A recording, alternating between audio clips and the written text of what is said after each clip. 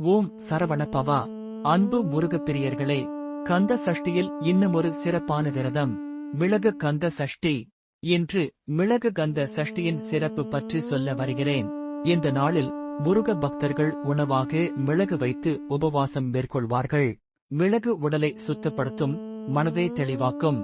அதே சமயம் முருகன் அருள் எளிதில் கிடைக்க உதவும்.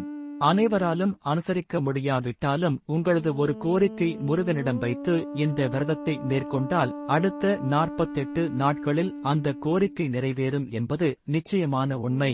இதற்கான விதிமுறை கந்த சஷ்டி முதல் நாளில் இருந்து ஒரு மிளகும் நீர் மட்டும் என தொடங்க வேண்டும்.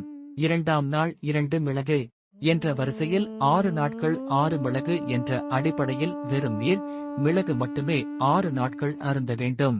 உணவு அல்லாத உபவாசம் என விரதம் செய்ய வேண்டும். சரவண பவ மந்திரம், கந்த சஷ்டி, வேல்மாறல் படிக்க வேண்டும். உண்மையான நம்பிக்கையோடு முருகனை நினைத்து வழிபட்டால் பலன் கிடைக்கும் என்பது முருகன் மீது ஆணை. முருகன் உங்களுக்கு வலிமையும் வெற்றியும் அருள்வார். இதை பற்றி விரிவான விளக்கம் எனது சேனல் வீடியோ பிளேலிஸ்டில் உள்ளது. உங்களுக்கு இது போன்ற பல தகவல்களை தெரிந்து கொள்ள எனது சேனலை சப்ஸ்கிரைப் செய்யுங்கள். உங்களுக்கு பிடித்தால் லைக், ஷேர் செய்யுங்கள். ஓம் சரவணபவா.